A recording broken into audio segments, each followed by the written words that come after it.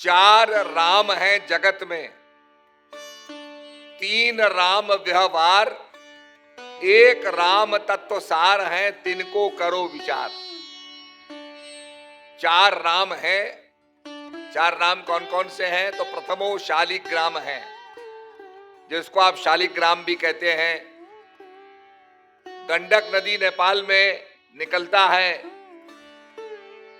गोल उसका आकार होता है, क्योंकि पानी के अंदर बहते बहते बहते बहते वो बॉल का रूप ले लेता है।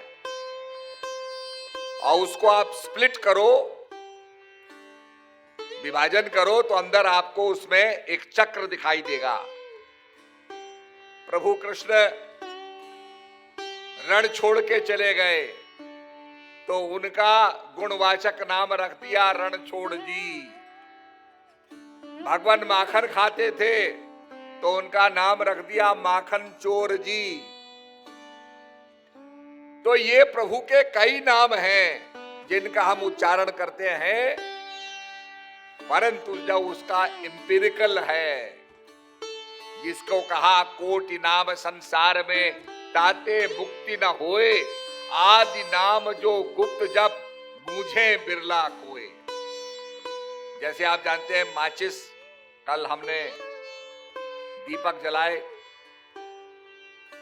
एक जली हुई मोमबत्ती के सहारे और मोमबत्तियों को जलाया गया। पहली मोमबत्ती को माचिस लेकर रगड़ा गया, माचिस को रगड़ा गया, उसमें से फ्लेम निकला, तो उसमें अग्नि गुप्त है, उसे प्रकट करना पड़ता है।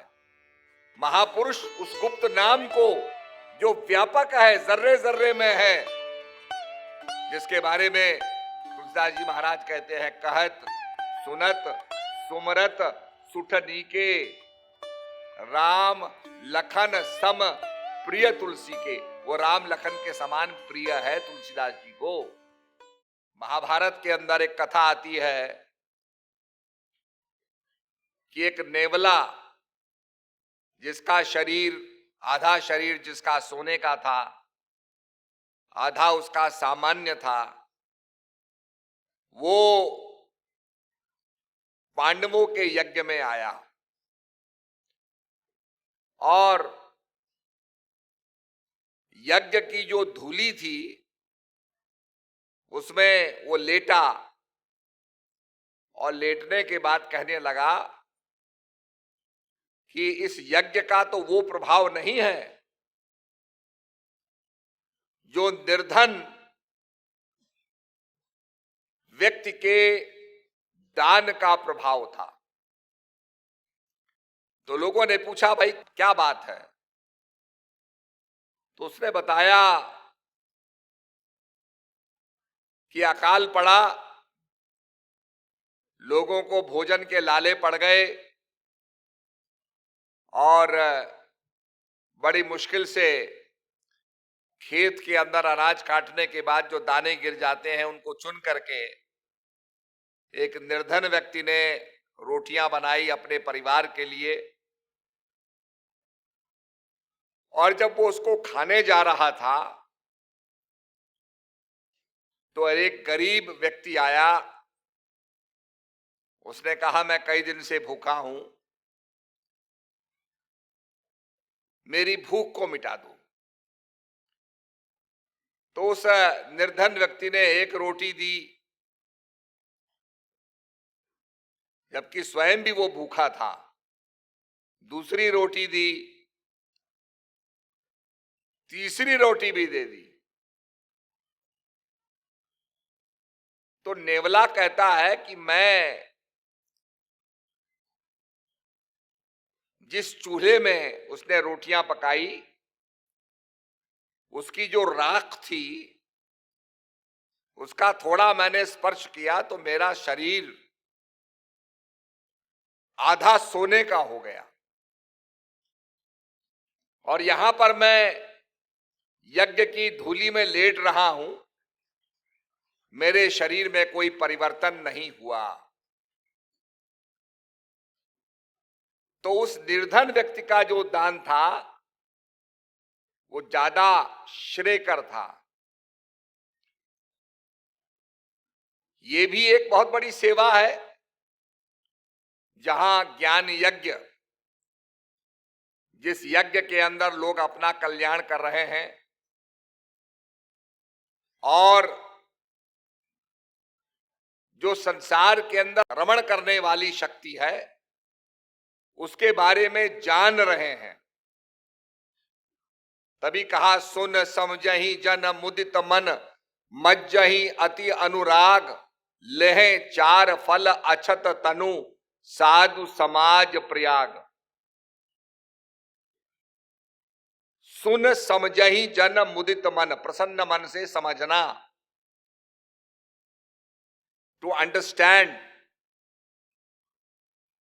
हम सुन लेते हैं पर समझते नहीं हैं, तो कहा सुन समझहि जन मुदित मन, मज्जहि अति अनुराग, लेह चार फल अचत तनु। चार फल की प्राप्ति, अर्थ, धर्म, काम और मोक्ष। जो ज्ञानी होते हैं वो चार फल के बारे में, जो गुरु महाराज के द्वारा बताई गई क्रिया हैं उनको मानते हैं कि इनकी प्राप्ति क्या होती है। लहे चार फल अछत तनु, इस जीवन के अंदर चार फलों की प्राप्ति होती है। साधु समाज प्रयाग, ये संतों का प्रयागराज है, जिसको कहा जो जग जंगम तीरथ राजू, राम भक्त जहां सुरसरी धारा, सरसई ब्रह्म विचार प्रचारा। ये जंगम तीर्थ है, चलता फिरता, मूवेबल। तो आपने देखा होगा कि भगवान शंकर पार्वती को ज्ञान देते हैं, भगवान कृष्ण अर्जुन को ज्ञान देते हैं। वो ज्ञान हमें जीवन में प्राप्त करना चाहिए, तभी हमारा कल्याण होगा। इसीलिए कहा गया चार राम हैं जगत में, तीन राम व्यवहार, एक राम तत्व सार है, तिनको करो विचार। चार राम हैं। चार राम कौन कौन से हैं? तो प्रथमो शालिग्राम है, जिसको आप शालिग्राम भी कहते हैं। गंडक नदी नेपाल में निकलता है, गोल उसका आकार होता है, क्योंकि पानी के अंदर बहते बहते बहते बहते वो बॉल का रूप ले लेता है। और उसको आप स्प्लिट करो, विभाजन करो, तो अंदर आपको उसमें एक चक्र दिखाई देगा, जिसको यह माना जाता है कि भगवान विष्णु का ये चरण है। विज्ञान में उसको एमोनाइट बोलते हैं कि जब जीवन का प्रारंभ हुआ, एमोनाइट समुद्र के तल के अंदर ये फॉसिलाइज्ड हो गए, समुद्र के लावा ने उनको घेर लिया, तो ये शालिग्राम के रूप में आ गए। उसकी पूजा की जाती है, प्रतिष्ठा उसकी होती है। तो कहा प्रथमो शाली राम है, दूजे पारस राम, और दूसरे परशुराम जी हुए, और तीजे राजा राम है, चौथे दशरथ नंदन राम हुए, चौथे आत्म राम। और चौथे राम जो है, अंतिम राम जो है, वो है आत्म राम। रमय निरंतर आत्मा, सब घट आठों याम, वाही ते संतन धरो, राम ताही को नाम। उसको राम इसलिए कहा गया कि वो सबके हृदय के अंदर रमण करता है। राम रामेति रमे रामे मनोरमे, सहस्र नाम तातुल्यम राम नाम वरानने। जो राम सब जगह रमण कर रहा हो, that which is omnipresent. प्रभु कृष्ण रण छोड़ के चले गए, तो उनका गुणवाचक नाम रख दिया रण छोड़ जी। भगवान माखन खाते थे, तो उनका नाम रख दिया माखन चोर जी। तो ये प्रभु के कई नाम हैं जिनका हम उच्चारण करते हैं, परंतु जब उसका इंपिरिकल है, जिसको कहा कोटि नाम संसार में ताते मुक्ति न होए, आदि नाम जो गुप्त जप बूझे बिरला कोए। संसार में कई नाम हैं, सैकड़ों नाम हैं, ताते मुक्ति ना हुए, उनसे मुक्ति नहीं मिलेगी। वो तो क्वालिटेटिव नाम है, गुण को बताने वाले नाम हैं।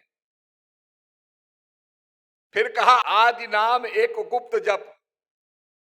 आदि माने प्राइमोर्डियल, वो आदि नाम जो है उसका गुप्त जप होता है। आदि नाम जो गुप्त जप बूझे बिरला कोय। इसीलिए जब भगवान राम लंका से लौटते हैं तो पूरी अयोध्या को बुलाते हैं, अयोध्या वासियों को बुला करके सबसे कहते हैं और रहूं 100 गुप्त मत। गुप्त माने होता है छुपा हुआ, जो प्रकट ना हो। और रहूं 100 गुप्त मत, सभी कहूं कर जोर, शंकर भजन बिनहि नर भक्ति न पावई मोर। अब वो गुप्त मत क्या है, उसको गुरु महाराज प्रकट करते हैं। जैसे आप जानते हैं माचिस, कल हमने दीपक जलाए, एक जली हुई मोमबत्ती के सहारे और मोमबत्तियों को जलाया गया। पहली मोमबत्ती को माचिस लेकर रगड़ा गया, माचिस को रगड़ा गया, उसमें से फ्लेम निकला। तो उसमें अग्नि गुप्त है, उसे प्रकट करना पड़ता है। महापुरुष उस गुप्त नाम को, जो व्यापक है, जर्रे जर्रे में है, जिसके बारे में तुलसीदास जी महाराज कहते हैं कहत सुनत सुमरत सुठ नीके, राम लखन सम प्रिय तुलसी के। वो राम लखन के समान प्रिय है तुलसीदास जी को। अब जब तुलसीदास जी राम लखन की उपमा दे रहे हैं, जैसे कोई आदमी कहता है साहब इसकी आंखें कैसे हैं, तो कहते हैं मृग के समान है, मृगनयनी। तो मृगनयनी का मतलब वो मृग नहीं है, मृग की तरह नैन है। तो कहने का मकसद यह है, इसीलिए कहा ब्रह्म राम ते नाम बड़, वरदायक बलिदान। ब्रह्म राम से नाम बड़ा है। और तुलसीदास जी तो बहुत सुंदर उसका बैलेंस करते हैं। राम एक तापस त्रिय तारी, नाम कोट खल कुमत सुधारी। प्रभु राम ने तो अहिल्या का उद्धार किया, एक तपस्वी नारी का उद्धार कर दिया। नाम कोट कल कुमत सुधारी, राम भालू कपि कटक बटोरा, श्वेत हेत श्रम कीन न थोरा। भगवान राम ने पुल बनाने के लिए बड़ा श्रम किया, भील बानरों को लेकर के, और पुल का निर्माण किया। और नाम लेत भव सिंधु सुखाई, नाम लेने मात्र से भव सागर ही सूख जाता है। इतना पोटेंट वो नाम है, उसकी इतनी अगाध शक्ति है। ऐसे शक्तिशाली नाम का बोध कराते हैं सदगुरु महाराज। तो वो नाम व्यापक है, शब्दों में नहीं आता। और इसीलिए भगवान कहते हैं वो राज विद्या है, सब विद्याओं की राजा है, अविनाशी है, उसका नाश नहीं होता, और करने में अति सरल है, सुगम है, वेरी इजी टू प्रैक्टिस। तो अर्जुन भगवान से कहता है प्रभु, ये आपने जो मन को एकाग्र करने की बात कही, टू कॉन्सेंट्रेट योर माइंड, कि मन को एकाग्र करो, ये तो बड़ा दुष्कर है। मैं बहुत बड़ा योद्धा हूं, धरती को वेद करके मैं पानी निकालना आसान समझता हूं। अभी आपके जैसलमेर में कोई ड्रिलिंग कर रहा था मशीन, तो ड्रिलिंग करते करते उन्होंने वो एक कुआं निकल आया नीचे, तो सारी मशीन ही चली गई और वहां से पानी निकल रहा है, चारों तरफ तालाब बन गया।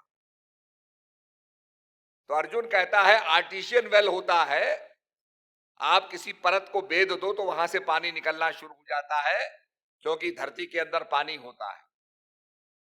तो कहता है कि धरती को बेध करके पानी निकालना आसान है, वायु की गठड़ी बांधना भी आसान है, टू कंटेन दी स्पेस। पर यह मन इतना सूक्ष्म है, इतना चंचल है कि इसको साधना बड़ा असंभव है, बड़ा दुष्कर है।